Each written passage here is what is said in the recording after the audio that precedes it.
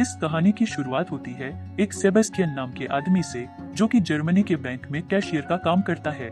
फिलहाल सेबेस्टियन एक video record कर रहा था जिसमें वह हांस वेगनर नाम के एक आदमी की कहानी सुना रहा था, जिसमें हांस ने एक दुर्घटना में अपने परिवार के सभी लोगों को खो दिया था।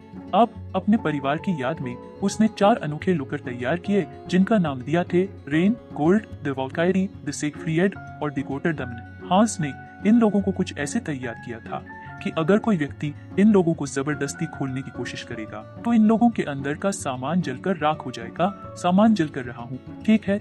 अब जब हांस का काम पूरा हो गया तो उसने अपने बनाए हुए लॉकर द गोटरडम्न में अपने आप को बंद कर लिया। लाख कोशिशों के बाद जब कोई इसे खोल नहीं पाया, तब इसे हांस की समाधि बनाकर समुद्र में फेंक दिया गया। अब सेबेस्टियन के हिसाब से आज भी हंस के द्वारा बनाए गए 3 लॉकर अभी भी इस दुनिया में मौजूद हैं। वह है किसके पास अभी भी किसी को मालूम नहीं। इसके बाद वीडियो को सेबेस्टियन ने यूट्यूब पर अपलोड कर दिया। अब उसने टेबल पर रख लॉकर को खोलने की कोशिश की और मात्र 8 सेकंड में उसने वह खोल भी दिया। इतनी कमाल की फुर्ती देखकर वह बहुत खुश हुआ और इसके बाद वह खुशी खुशी अपने काम पर निकल गया। उसने अपने पास के कॉफी शॉप से कॉफी खरीदी और बैंक में अपने काम पर चला गया। बैंक में पहुंचते ही उसका सामना एक लेडी से हुआ जो कि उसे पर चिल्लाई जा रही थी क्योंकि बैंक ने उसका चेक पास नहीं किया। तभी उसकी नजर टीवी पर पड़ती है। तब वह देखता है कि कई देशों में लोगों पर ज़ॉम्बीज़ का हमला हो चुका है और उसे ज़ॉम्बीज़ की शक्ल हुबहू इस लेडी से मिल रही थी। इसीलिए वह घबरा गया और उसने बिना देरी किए हुए उसका चेक पास कर दिया। अब अपने लंच के दौरान जब उसने अपना लैपटॉप खोला तो वह यूट्यूब पर आए कमेंट को देखकर बहुत हैरान हुआ, क्योंकि पहली बार किसी ने उसके वीडियो पर कमेंट किया था और लिखा था, अगर तुम अपना टैलेंट दुनिया को दिखाना चाहते हो तो इस पत्ते पर आ जाना। अब रात होते ही सेबेस्टियन उसे पते पर पहुंचा। वहां पहुंचकर उसने देखा उसी के जैसे ही लोग वहां आए हुए थे जो लॉकर को मिनट में खोल देते थे। अब पहले राउंड की शुरुआत होती है। तब सेबेस्टियन एक एक कर अपने राउंड जीते जाता है और बड़ी आसानी से फाइनल तक पहुंच गया। अब फाइनल में उसका सामना नियो नाम के एक लड़के से हुआ। अब उन दोनों को एक लॉकर 3 मिनट के अंदर खोलना था, जो बहुत ही कॉम्प्लिकेटेड था। अब टाइम शुरू होते ही नियो अपने काम पर लग गया। वहीं दूसरी ओर सेबेस्टियन बेपरवाह शांत सा खड़ा था, जैसे उसे इस गेम से कोई मतलब ही ना हो। लेकिन जैसे ही घड़ी में 30 सेकंड बचे थे, तब उसने तिजोरी को छूकर फील किया और मात्र 10 सेकंड में वह तिजोरी खोल दी। यह देखकर सभी लोग हैरान हो गए और उसके लिए तालियां बजाने लगे।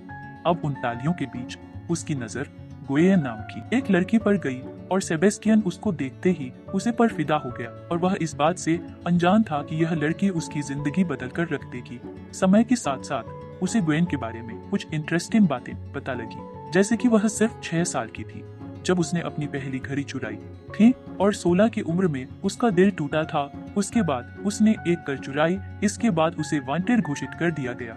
अब अगले दिन सेबेस्टियन उसी कॉफी शॉप में पहुंचा जहां गुएन को देखते ही सारी कॉफी खुद पर गिरा ली। अब वह दोनों एक टेबल पर बैठे जहां गुएन ने बताया कि उसे वीडियो पर कमेंट करने वाला और कोई नहीं, वह खुद है। और वह बताती है कि वह एक वांटेड चोर है और वह उन 3 लॉकर को लूटना चाहती है जिनका जिक्र तुमने अपने वीडियो में किया था। वह उस आदमी को इसीलिए अपनी टीम में शामिल कर रही थी क्योंकि वह जानती थी कि इस आदमी से ज्यादा इन 3 तिजोरियों के बारे में और कोई नहीं जानता। और उसने कहा कि हमारे पास सिर्फ 4 दिन हैं, इसके बाद उनकी लोकेशन चेंज कर दी जाएगी।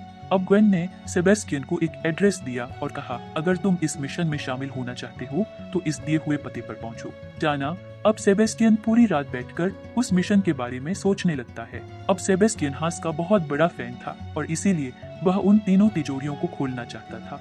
इसीलिए वह इस मिशन में शामिल हो जाता है। अगले दिन वह ग्वेन के द्वारा बताए गए पते पर पहुंचा, जहां पहुंचकर उसकी मुलाकात टीम के बाकी लोगों से हुई। ग्वेन के अलावा उसी टीम में 3 और लोग थे, जिसमें पहली थी कोरिना, दूसरा रॉल्फ और तीसरा ब्रेड। कोरिना इस टीम में हैकर है। हम उन सब ने सेबेस्टियन को अपना प्लान समझाया और बिना समय गवाए पेरिस के लिए निकल दिए, क्योंकि उन 3 में से एक तिजोरी रेन गोल्ड पेरिस में मौजूद है। अब प्लान के मुताबिक सेबेस्टियन बैंक गया और वहां जाकर टॉयलेट में छिप गया। अब ग्वेन बहुत सारा सामान लेकर बैंक की ओर बढ़ी और गार्ड को सामान पकड़ने के बहाने गार्ड से बैंक के पीछे के दरवाजे की चाबी चुरा ली।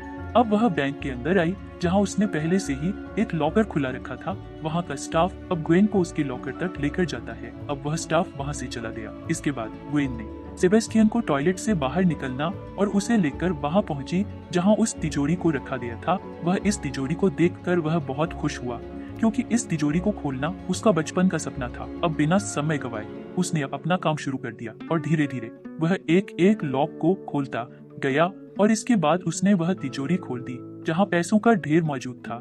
इसके बाद वह दोनों मिलकर उस तिजोरी के अंदर गए और सारा पैसा उन बैगों में भरने लगे। दूसरी और टीम के बाकी के लोग बैंक के कर्मचारियों का ध्यान बांटने लगे और यह मौका देख ग्वेन और सेबेस्टियन बैंक के पीछे के दरवाजे से निकल गए। ऐसा करने के बाद सेबेस्टियन की खुशी का कोई ठिकाना नहीं था। वहीं दूसरी ओर हम इंटरपोल के कुछ पुलिस अधिकारियों को देखते हैं जिन्हें चोरी की खबर लग चुकी थी। दरअसल बैंक में लगे कैमरा ने ग्वेन और उसके साथियों को कैप्चर कर लिया था जो कि पहले से ही इंटरपोल की हिट लिस्ट में थे। अब हम डेलिक्रॉक्स नाम के एक इंटरपोल के अधिकारी को देखते हैं जो पिछले कुछ सालों से इन सभी की खोज कर रहा है। यहाँ अब वह कहता है अगर ही उन्होंने हांस की पहली तिजोरी खोल ली है तो यह बाकी तिजोरियों के पास भी जरूर जाएंगे और हांस की दूसरी तिजोरी प्रयाग में मौजूद है। अब हम देखते हैं कि वह सभी मिलकर एंजॉय कर रहे होते हैं। अब सेबेस्टियन कोरिना को बताता है कि वह ग्वेन को पसंद करता है।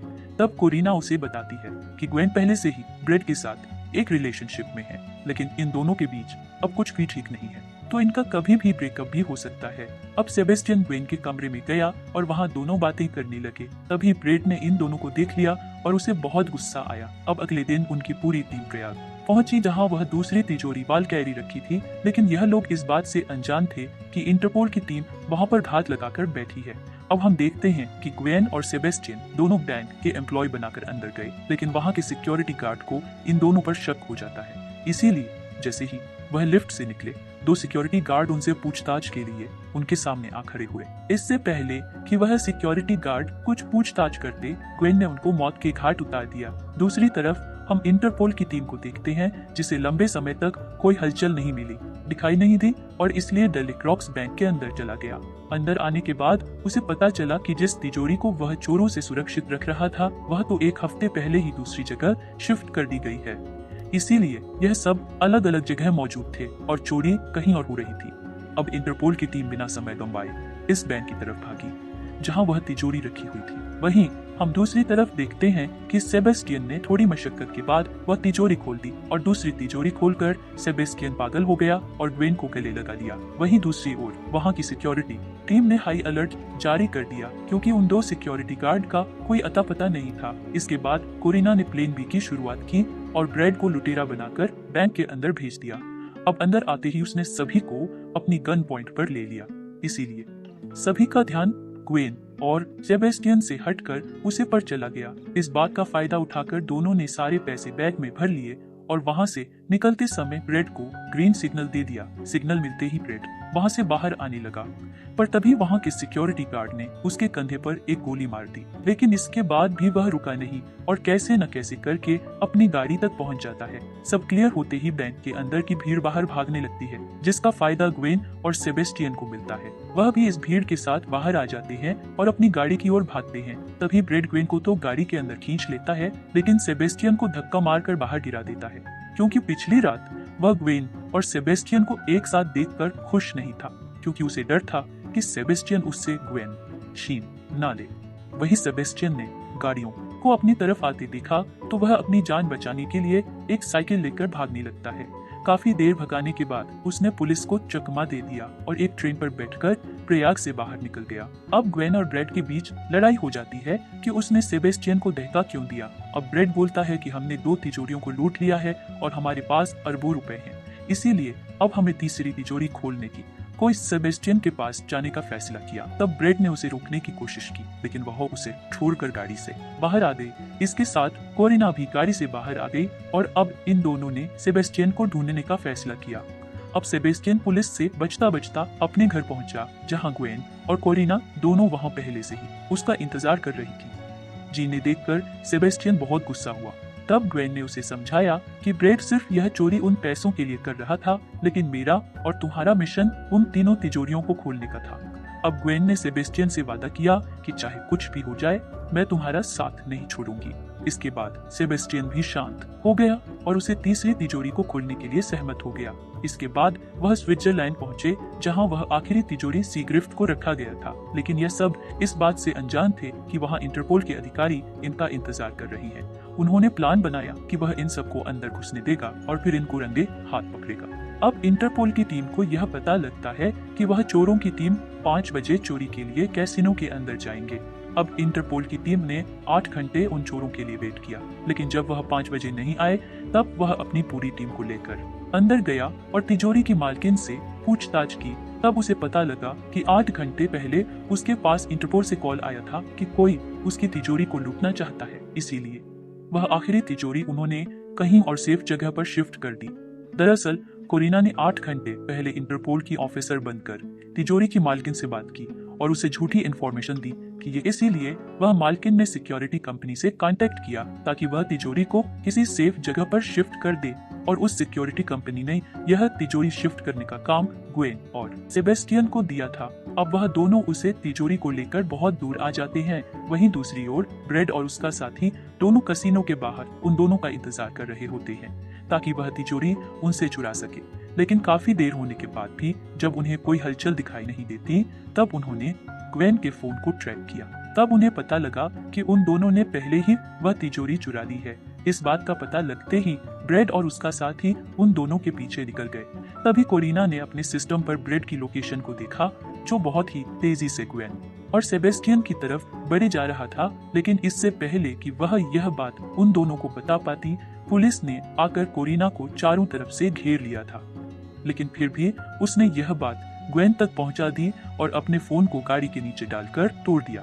अब सेबेस्टियन ने उस आखिरी तिजोरी को भी खोल दिया। यह करने के बाद उसकी खुशी का कोई ठिकाना नहीं था। अब उन्होंने गाड़ी रोकी और सारे पैसे बैगों में भरने लगे, इससे पहले कि यह दोनों यहाँ से निकाल पाते। ब्रेड ने आकर उन दोनों पर अपनी बंदूक तान दी क्योंकि ब्रेड भी उन पैसों में अपना हिस्सा चाहता था, लेकिन ग्वेन ने ऐसा करने से साफ मना कर दिया। अब गुस्सा होकर ब्रेड ने सेबेस्टियन पर गोली चला दी, लेकिन खुशकिस्मती से वह बंदूक खाली थी, इसीलिए उसकी जान बच गई। अब ग्वेन ने ब्रेड से कहा, मैं तुम्हारी बंदूक में कभी गोलियां डाली ही नहीं क्योंकि मुझे पता था कि एक न एक दिन तुम मुझे धोखा जरूर दोगे। अब ग्वेन ने अपनी बंदूक निकाली और सारा कंट्रोल अपने हाथ में ले लिया। इसके बाद उसने ब्रेड और उसके साथी दोनों को गाड़ी से बांध दिया और इसके बाद वह दोनों गाड़ी लेकर वहां से निकल गए। अब प्लेन के मुताबिक वह एक बोट पर पहुंचे जहां से उन दोनों को देश छोड़कर भागना था, लेकिन इससे पहले कि वह भाग पाए इंटरपोल की टीम उनका पीछा करते हुए यहाँ आ पहुंची। अब इंटरपोल की टीम ने उन दोनों पर अपनी बंदूक तान दी और उन्हें सिलेंडर करने को कहा, लेकिन ग्वेन ने ऐसा करने से साफ मना कर दिया। इसके बाद ग्वेन ने अपनी बंदूक निकालकर उसे इंटरपोल के अधिकारी पर तान दी और उससे कहा कि वह सिलेंडर करने के लिए तैयार है, लेकिन उसे सेबेस्टियन को छोड़ना होगा। अब उसे अधिकारी के पास कोई और चारा नहीं था, इसीलिए उसने सेबेस्टियन को वहां से जाने की परमिशन दे दी और ग्वेन ने सेबेस्टियन से वादा किया कि वह उसे बहुत जल्द मिलेगी और वह आखिरी तिजोरी जो समुद्र की गहराइयों में गुम है उससे भी वह ढूंढ निकालेगी। अब सेबेस्टियन भारी मन के साथ वहां से निकल जाता है। अब कई साल बीतने के बाद हमें सेबेस्टियन को कैलिफोर्निया में दिखाया जाता है जहां वह लॉकर्स बनाने का बिजनेस करता है और उसने अपनी शॉप का नाम ग्वेन के नाम पर रखा है। अब उसके पास एक कपल आता है और उसे एक नक्शा दिखाकर पूछता है कि क्या तुम इस तिजोरी को खोल सकते हो। अब नक्शे को देखकर सेबेस्टियन बहुत खुश हो जाता है, दया क्योंकि वह कोई ऐसी वैसी तिजोरी नहीं थी, वह हाथ द्वारा बनाई गई आखिरी तिजोरी थी जो कि समुद्र में कहीं गुम गई थी। यहाँ सेबेस्टियन इस मिशन के लिए तैयार हो गया और यह मूवी यहाँ पर खत्म हुई।